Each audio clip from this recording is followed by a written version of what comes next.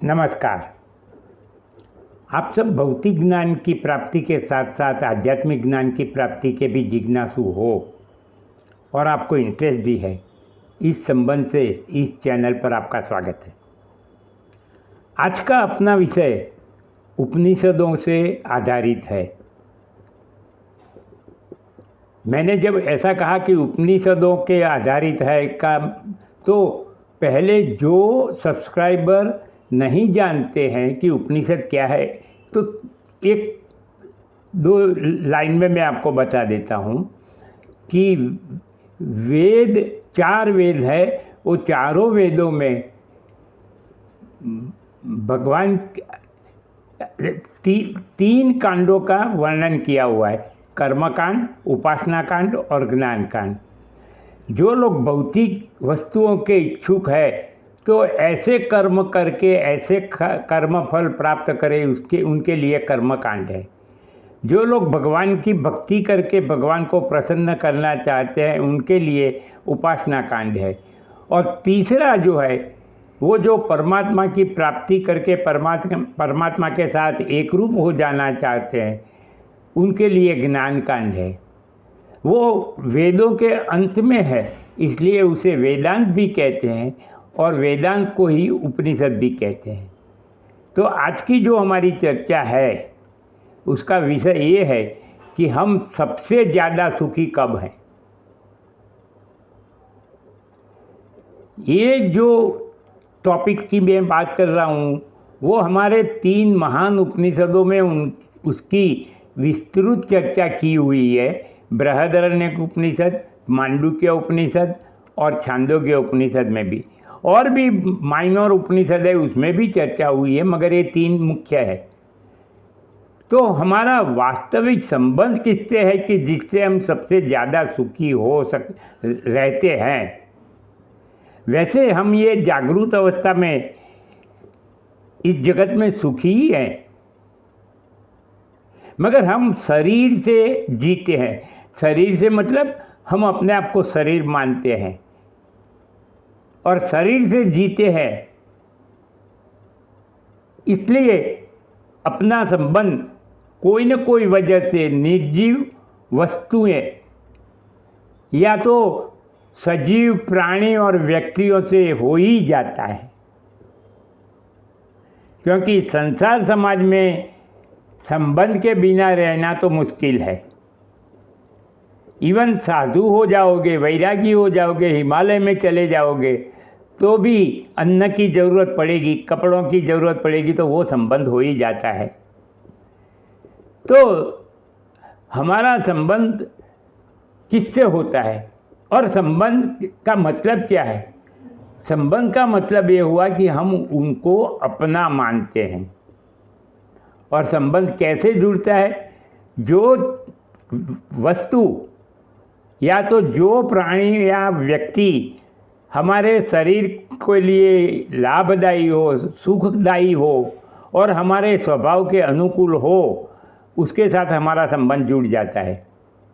और अगर हमारे संबंध नहीं जुड़ते हैं तो हम संबंध जोड़ने के लिए कोशिश भी करते रहते हैं।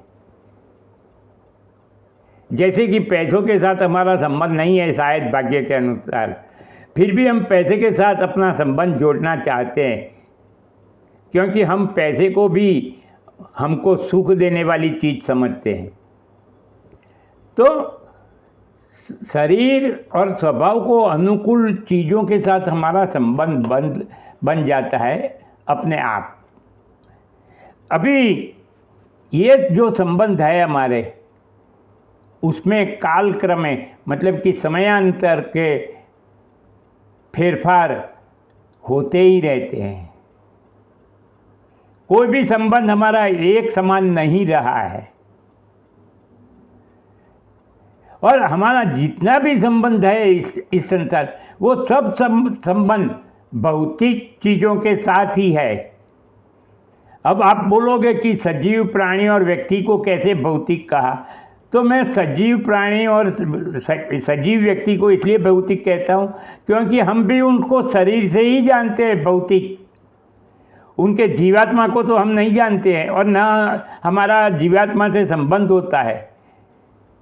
अगर स्वभाव के अनुकूल कहो तो स्वभाव भी जिसमें उत्पन्न होता है वो मन बुद्धि भी आखिर में तो मैटर ही है। तो हमारा जितना भी संबंध है सब भौतिक चीज़ों के साथ है। और ये तो संसार का या नेचर का नियम है कि भौतिक चीज़ें क्षण क्षण बदलती रहती है। वो निश्चित एक रूप में कभी भी निश्चित समय के लिए रहती नहीं है, और रहती ऐसा लगता है मगर वो क्षणभंगुर है, कब उसमें चेंज आ जाएगा वो मालूम नहीं।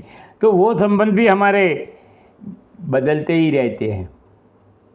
हम अभी मान लेते हैं कि हम जागरूक अवस्था में सुखी है, मगर हमारा वो सुख है ना, वो सुख और शांति और आनंद तीनों में जब सुख बोलता हूँ तो समझ लो अनिश्चित और अस्थिर है। अभी सुख है, कब वो दुख में पलट जाएगा मालूम नहीं है। अभी आनंद है, कभी शोक लग जाएगा पता नहीं। अनिश्चित और अस्थिर है, और इसकी वजह से हमारे जितने भी संबंध है वो सुखदायी है, अपने को अनुकूल आता है, फिर भी सब अनिश्चित और अस्थिर है। और ऐसा भी होता है कि जो वस्तु आज हमें सुख देती है कल वो नहीं देगी। ऐसा भी होता है कि एक वस्तु एक आदमी को सुख देती है दूसरे को नहीं देती है। मतलब कि वस्तु पर हमारा जो सुख आनंद आधारित है उसकी भी कोई निश्चितता नहीं है हमारे पास कि वो हमें सुख देगी या नहीं देगी, कितने समय देगी, कब वो पलट जाएगी, कब उसमें चेंज आ जाएगा। सब कुछ अनिश्चित है और हम वही अनिश्चित जगत में जी रहे हैं, अपने आप को दिलासा देके कि मैं आज सुखी हूँ, आज आनंद में हूँ। तो हम ये देखेंगे कि हमारा सच्चा सुख कहाँ है। सच्चा सुख कहाँ है? तो हमारा सच्चा सुख तो वहाँ ही मिलेगा कि जहाँ हमारा सच्चा संबंध होगा। तो अभी मैं जो बात करने जा रहा हूँ वो सिद्धांत नहीं है, सिद्धांत अलग ही है। मैं सिर्फ उदाहरण दे रहा हूँ जो उपनिषदों में कहा है। उपनिषदों में अपने पूरे दिन की या पूरे जीवन की 4 अवस्थाओं का वर्णन है।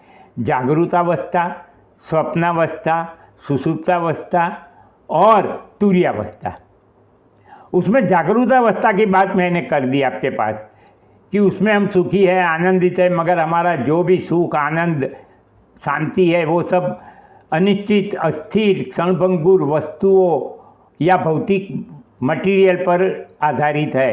तो वो कभी पलट जाएंगे वो हमें मालूम नहीं है। स्वप्नावस्था की बात तो हम कभी उपनिषदों की बात करेंगे तब करूँगा।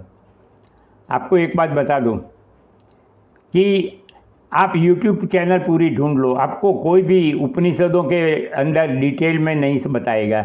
मैं बताने जा रहा हूँ आपको, कभी न कभी पूरा उपनिषद भी कहूँगा।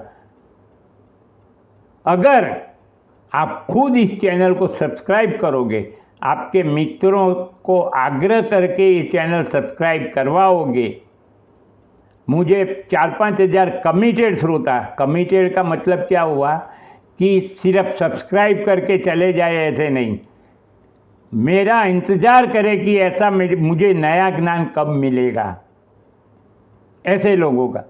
तो मैं ये उपनिषद जो आपको सुनाया, बृहदारण्यक, मांडुक्य है, छांदोग्य है, वो भी सुनाऊंगा। और वो भी इतनी सरल भाषा में कि आपको कोई बड़े बड़े श्लोक मंत्र याद करने की ज़रूरत नहीं पड़ेगी। मुझे आपका गुरु नहीं बनना है, मुझे महात्मा नहीं बनना है, मैं आपके जैसा संसारी हूँ, क्योंकि भगवान ने भगवद गीता में संसार छोड़ने की बात कहीं भी नहीं की है। अर्जुन भी संसारी था। तो हम स्वप्नावस्था की बाद में बात करेंगे। आज हम सुषुप्तावस्था की बात करेंगे। सुषुप्तावस्था मतलब कि गाढ़ निद्रा। तो हम सबसे ज़्यादा सुखी कहाँ है? जिसके साथ हमारा सच्चा संबंध है। हमारा भौतिक मैटर के साथ सच्चा संबंध नहीं है, वो हमारा माना हुआ संबंध है। क्यों हमारा माना हुआ संबंध है? क्योंकि एक दिन हम इस शरीर के साथ सब कुछ छोड़ के चले जाने वाले हैं, और अगले जन्म में जब हम दूसरे शरीर में जाएंगे तब इस शरीर का या इस जन्म का कुछ भी हम याद नहीं रखेंगे। न किसी पर हम मालिकी कर सकेंगे, न किसी को अपना कह सकेंगे।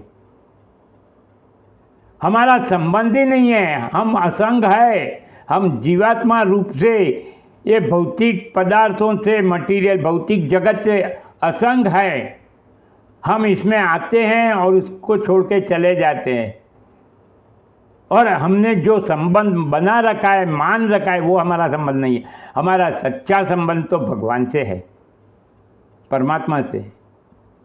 वो अभी हम देखते हैं कि जब हम गाढ़ निद्रा में जाते हैं तब सब कुछ भूल जाते हैं। अरे यहाँ तक कि हम अपना शरीर भी भूल जाते हैं, अपना स्वभाव कैसा है, क्या है, वो भी भूल जाते हैं। हम दिन भर जितनी भी भय करते रहे, चिंता करते रहे, दुख करते रहे, वो सब हम नींद में जाते हैं तब भूल जाते हैं। और उस वक्त जो सुख और शांति और आनंद के साथ दुख, चिंता, भय, टेंशन जुड़े हुए न हो, वही हमारा सच्चा सुख है। तो और वो बिना चिंता, भय, दुख, टेंशन का सुख, आनंद हमें सिर्फ गाढ़ निद्रा में मिलता है। उस वक्त हम पूरे भौतिक जगत को भूल जाते हैं। हमें पता ही नहीं कि भौतिक जगत कोई चीज भी है। ये मैं बिल्कुल गाढ़ निद्रा की बात कर रहा हूँ, स्वप्नावस्था की बात नहीं कर रहा हूँ। क्यों ऐसा क्यों होता है? हम भौतिक जगत को भूल जाते हैं। क्यों भूल जाते हैं? तो उसका उत्तर उपनिषद देते हैं कि जब हम गाढ़ निद्रा में जाते हैं तब हम जीवात्मा रूप है, फिर भी ब्रह्म में, मतलब कि परमात्मा में लीन हो जाते हैं, मर्ज हो जाते हैं, मिल जाते हैं उसमें। और जब हम परमात्मा में मिल जाते हैं तो हमें परमात्मा का जो तीसरा लक्षण है, सच्चिदानंद में से सच्चित और आनंद, वो लक्षण हमारा खुद का बन जाता है।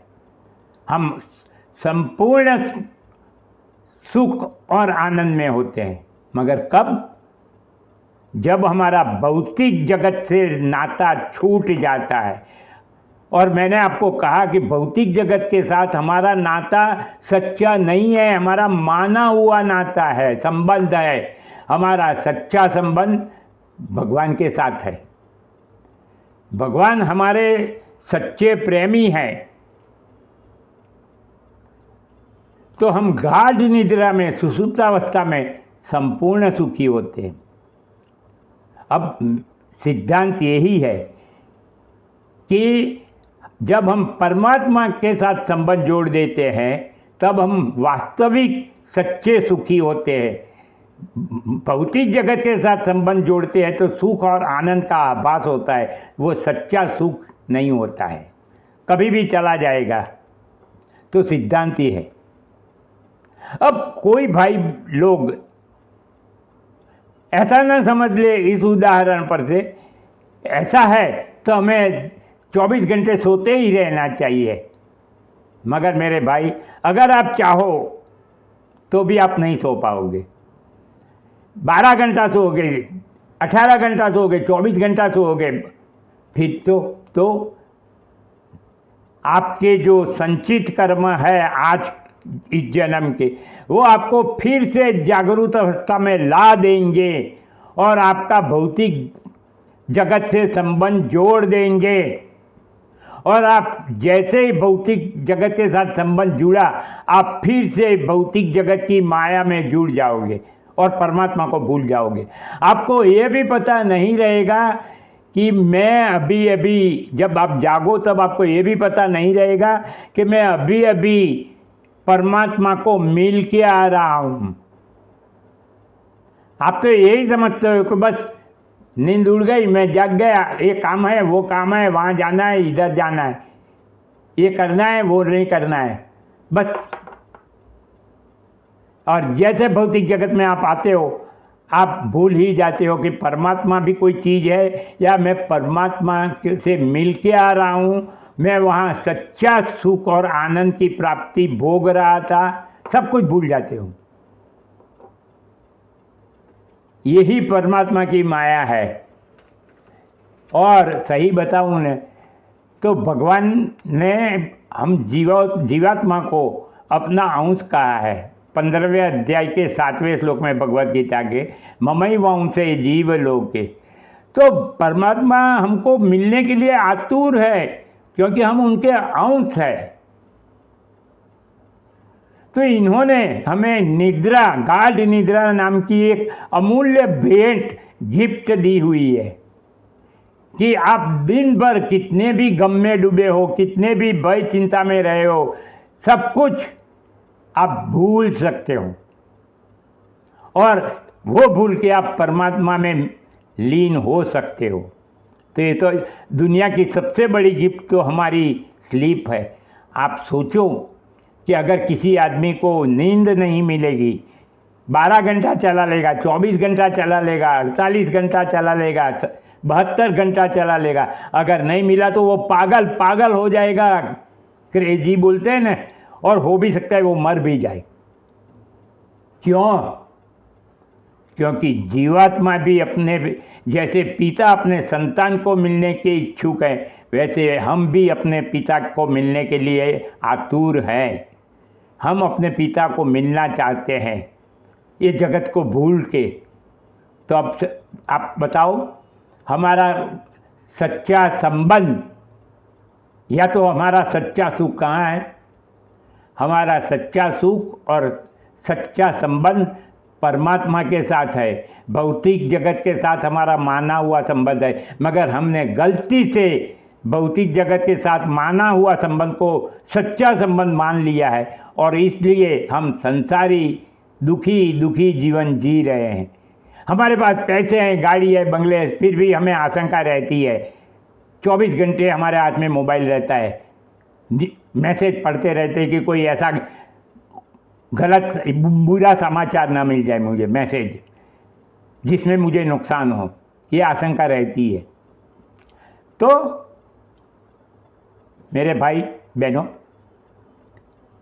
अब देखना है कि आपका अहंकार अपनी बुद्धि, शक्ति और कौशल्य पे भरोसा करता है या भगवान की बुद्धि, शक्ति और कौशल्यता पे भरोसा करता है। वो आपके अहंकार के पर डिपेंड करता है। अगर आप अहंकार को दबा देते सकते हो तो भगवान की भक्ति में जुड़ जाओ, भगवान से प्रार्थना करने में लग जाओ, भगवान के स्वरूप का ज्ञान प्राप्त करने में लग जाओ। एक दिन हो सकता है आप खुद ब्रह्म हो जाओ, परमात्मा रूप हो जाओ, क्योंकि मुंडक उपनिषद में प्रॉमिस किया हुआ है, ब्रह्म वेद ब्रह्मव्य भवति, ब्रह्म को जानकर ब्रह्म रूप हो जाता है। मेरे भाई बहन, अगर आपको ये पसंद आया मेरी कहने की रीत, अगर आप आध्यात्मिक ज्ञान के रियल सेंस में जिज्ञासु है, और अगर आप सेलिब्रिटी के चाहक नहीं हो, ज्ञान तो जहाँ से मिले वहाँ से ले लेना चाहिए, वहाँ छोटा बड़ा नहीं करना चाहिए। डायमंड कीचड़ में पड़ा होगा तो भी कौन छोड़ता है? कितना भी धूल लगने से गंदा होगा आप ले लोगे, साफ करके अपनी तिजोरी में रख दोगे। तो ज्ञान जहाँ से मिलता है वहाँ से लो, सेलिब्रिटी के फॉलोअर मत बनो। और अगर आपको ये चैनल पसंद आई है तो आप इसको सब्सक्राइब किए बिना मत जाना, क्योंकि हर वीडियो ऐसा आध्यात्मिक ज्ञान के बारे में बनेगा कि जो आपने सोचा नहीं होगा, जो आप जानते नहीं होंगे और शायद आपको जानने मिलेगा भी नहीं। तो जब तक अगले वीडियो में मिले, तब तक मेरा नमस्कार।